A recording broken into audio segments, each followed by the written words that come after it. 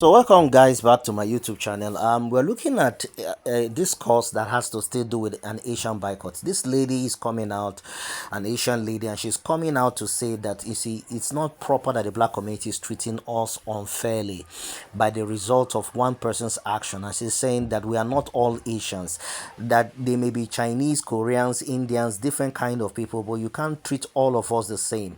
And this video is getting reactions and people are coming back to answer her and give her the response. And so we have a couple of videos, one or two videos in regards to that, on what she said and her response. And it's quite interesting, guys. I think you need to watch this video. So all credit to the content creators. Let us dive right straight into that video. Hi, right now there's a video circulating about me, and there's like a clip of me talking about Asian boycotts, okay? And this lady, I'll push up. This lady right here, low-key clipped me, and I'm like the first like 20 fucking seconds of her video, and she clipped me really hard, and I've been trying to reach out to her, but she won't, like, I guess, respond. I don't even know if she's seeing my message. Maybe she genuinely has it, that's fine. But I've been trying to reach out to her to take it down, because I don't even agree with myself in that point, and I saw people's reaction to it. I saw what people commented, and I learned from that, and I took it down. But I'm gonna explain my views a little more in depth, because the way she makes it sound is just like, black people should give their money to Asian people now. And it's like, that's not the point I was making. I very much support people boosting black businesses. My issue with this entire Asian boycott is the fact that you had to put down a different minority to boost another. And I think people are very able to boost a minority group without having to push down another. Especially in a time in America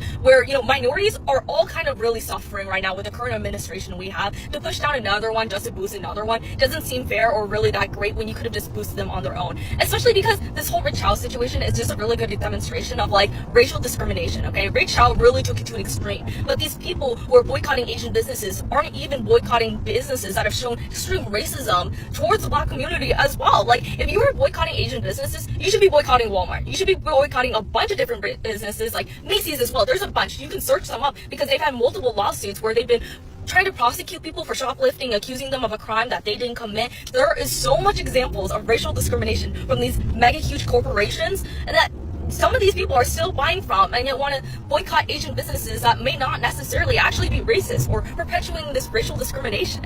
It is a big issue within the Asian community, racism towards black people. I acknowledge it, and I think a good way of handling wasn't this, and really, if you're going to be honest, like another person mentioned this on the internet, if you just target East Asians, that really doesn't do anything for the overall continent of Asia, because East Asians aren't the only Asians. There are Indian people, there are Middle Eastern people, there are South Asian, there are all these different types of groups in Asia, where if you just target one of them, that doesn't do shit to stop any of the other people from caring about that and stopping their racism, okay? And I just think it just caused a lot more issues between both groups and like this weird race war that wasn't beneficial overall, when in the end you could have probably boosted black businesses in a different way that was just as effective, okay? And that's the main point. And I took down that video because I did not agree with the wording I chose or the example I gave. They weren't good. And if they aren't objectively good, I took them down because that's not the message I want to spread. And I hope people can understand now, like, I do think it's not like a lot of these Asian people are like, I fucking hate black people. I think it's literally like, I like waffles, so I just went to the nearest store that's 5 minutes away, and it just so happened to maybe not be a black-owned business. I hope people know, like, I don't hate thriving black businesses. I really do endorse them to like do well, but I just feel like we could have endorsed them and really given them a boost without having to push down a different community. Oh, and my final thing about this video is the fact that that lady, she had a great opportunity to boost a black person's business, but she didn't do it. She instead AI generated a poster to be like, support black businesses. But you could have easily commissioned a black artist to go make a poster for you, spread real art, and support someone else. And you can say like, oh my god, the AI generating it's so much easier, it just saves time, it saves money. But the thing is, if you actively want to support these smaller businesses, it's gonna take time. It's gonna maybe take more time than maybe going to the nearest Walmart or just going to the nearest store, okay? It's gonna cost more money because maybe they don't have as much stock because they're a smaller owned business and all that sort of things. You have to realize, like, if you really do care about these smaller businesses, you really want maybe like these smaller black businesses to thrive, it's gonna maybe cost you more time, it's gonna be maybe more inconvenient, and it maybe cost more. that's not me being like, that's because they're black. Like, no, that's just how any smaller business is gonna work. And if you don't want to accept that and you don't want to do it, I don't really think you care about supporting these black businesses. I just think it's easier to say, yeah, just stop giving your money to Asian people and just give it to black people, instead of actually trying to like give out opportunities and figure out ways that people could be supporting these black businesses. I feel like it would have been much better to like shout out, promote these businesses that are black run and don't show signs of racial discrimination. You know what I mean? Like, I just feel like the Asian boycott was just like kind of more of like an easier cop out than like probably doing something that would be much more beneficial to the black community. Get your fucking head out of your ass for 1 second, okay? All Asian people could agree with me on this one. Is that you are upset with one Asian person and the rest of the one that looks like him get punished for it.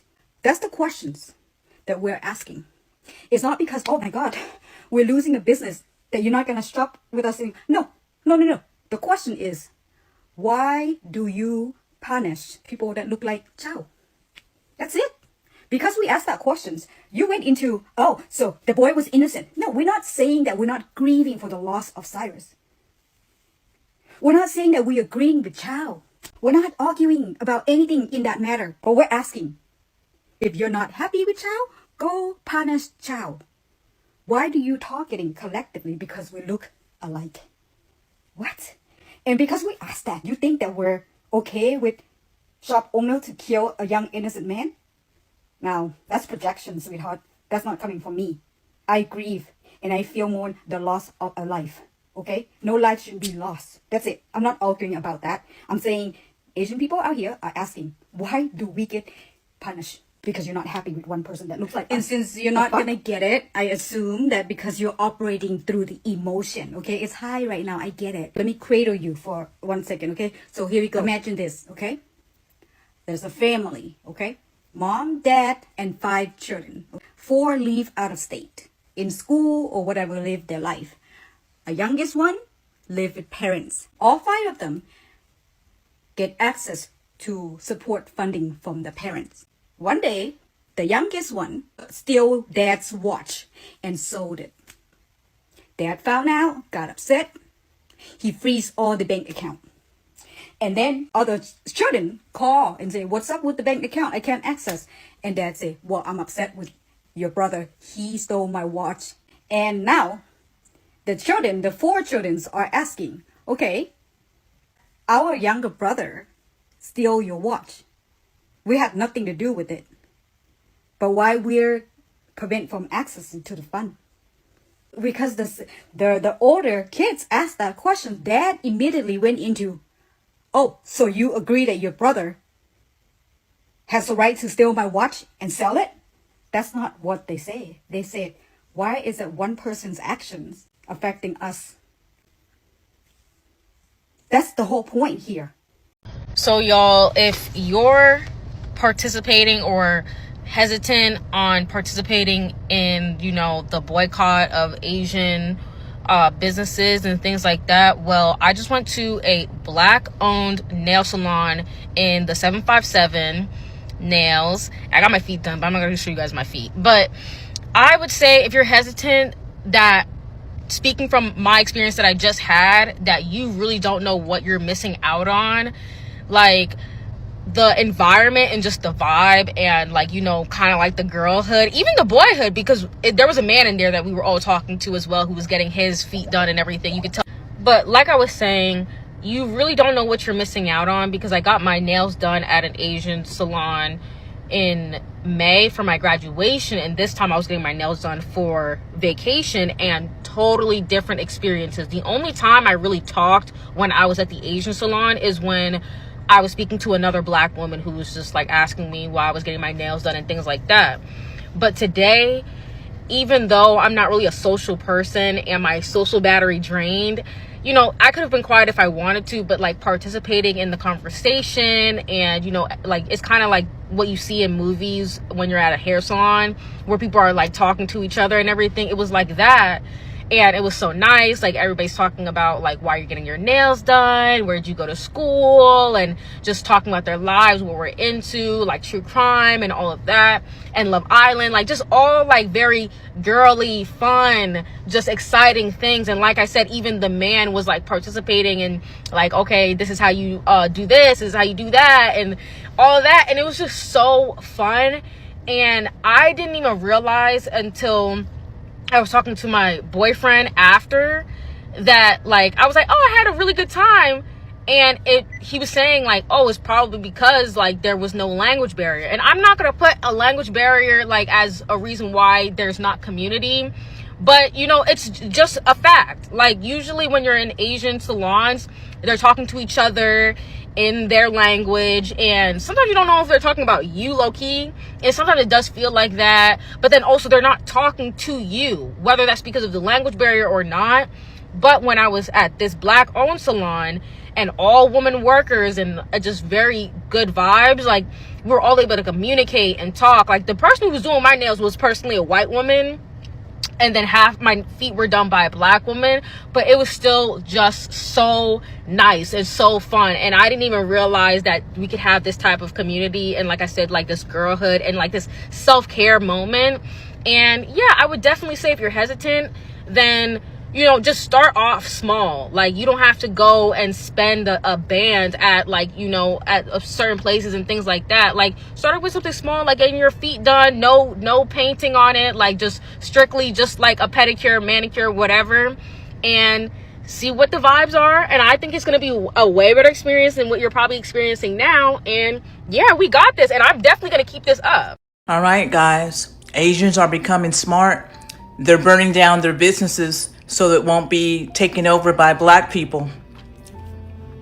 So what you need to do is you need to know your laws in your state. You can't do that. Blatantly burn your building down unless you plan on blaming it on black folks. That's not going to go down. That's not going to happen. Burn your shit down. And I hope you don't get a dime. You shouldn't get a dime. Any lawyers, attorneys out here that can help us black folks in these particular areas where the buildings are being burnt down? Representation. You got it?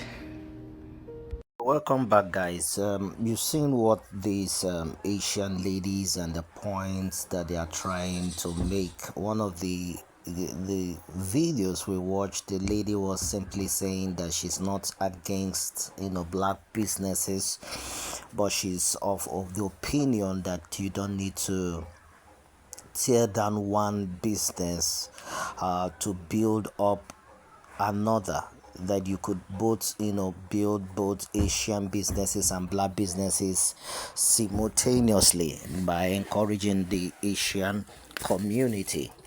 The second lady also made a very key point, valid in her own state, that it's proper that we do not treat everyone the same by the reason of the crime of a particular Asian, you know, personality. Just like you come to Africa, you have the continent of Africa, you have Ghanaians, you have Nigerians, you have Togolese and the likes, that you should be able to narrow and punish who needs to be punished rather than punish the entire Asian people for the crime of a particular family. And the black people are coming out to say, black Americans, FBA is simply saying that we are tired of having this kind of crazy behavior. We're tired of, you know, spending our money on you guys and have you treat us the way you treat us, with so much disrespect. And so we're not going to do that anymore. We're going to take our black dollar and we're going to invest it in our own community. And that is the whole idea about, you know, investing in black businesses that are owned by black persons. But the question today is this: is the black community really ready for that major shift, that major move? Because when you're calling for Asian boycotts, I always say this: nature abhors vacuum. There must be a shock plan. Is the black community ready to absorb the massive demand that the community, have, that the Asian businesses were serving or servicing, depending on the goods and services that were being rendered?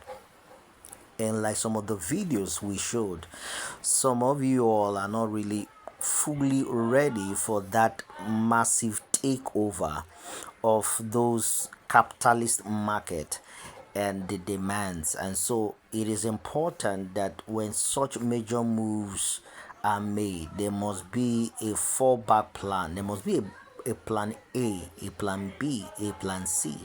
But these are my thoughts and these are my opinion. If you're coming across my YouTube channel, please feel free to hit the notification button, hit the subscription button so that when we bring up updates, you'll be the first to be notified.